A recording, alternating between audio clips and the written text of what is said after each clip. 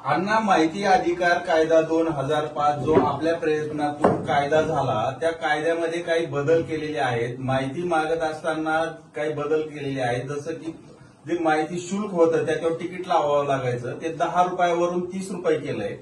पहिलं 10 दिवसात जी माहिती देण्याबाबतचा निकाल घेण्यात येत होता, तो 30 दिवस केलाय.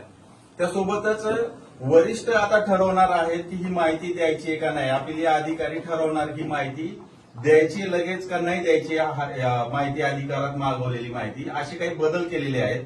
कसं पाहता तुम्ही या बदलाकडे?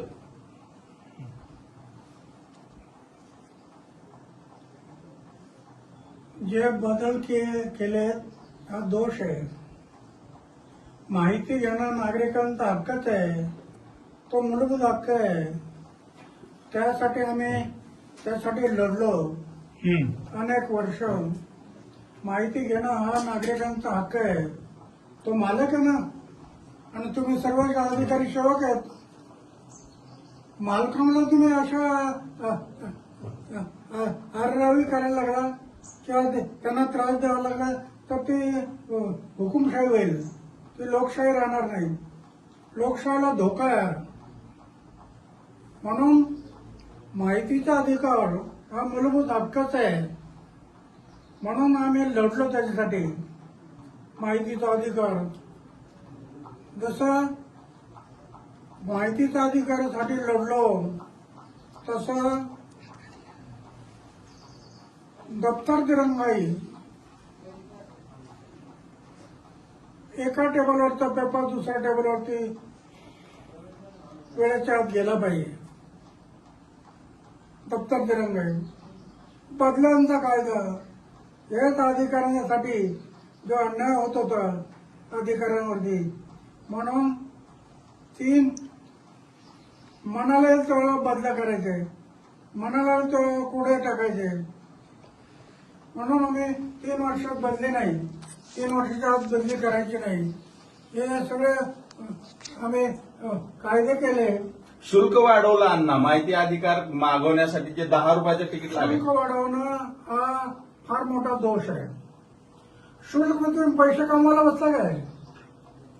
सरकार म्हणजे पैसे कमवणारं साधन नाही, तर जनतेचं हित पाहिलं पाहिजे. जनतेचं हित तुम्ही डोळ्यासमोर ठेवलं पाहिजे. तुम्ही पैसे कमवायला लागला, पैसा जर डोळ्यासमोर ठेवला तर बरोबर नाही. बरोबर. परत अपीलीय अधिकाऱ्याने आता ठरवायचंय की माहिती द्यायची का नाही, आणि ती किती दिवसात द्यायची हे सुद्धा ठरवणार आहे अपीलीय अधिकारी. हे नाही, माहितीचा अधिकार तुम्ही सरकारने नाही ठरवायचं.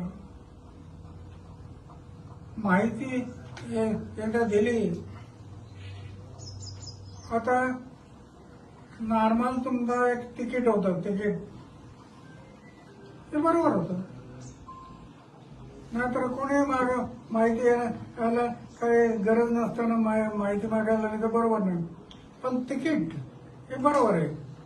पण तुम्ही 10 रुपयाच्या माहितीचं 10 रुपयाच्या तिकिटाच्या ऐवजी 30 रुपये करायला लागला तर शासन पैसे कमवण्याच्या मागे लागलं असं म्हणायला.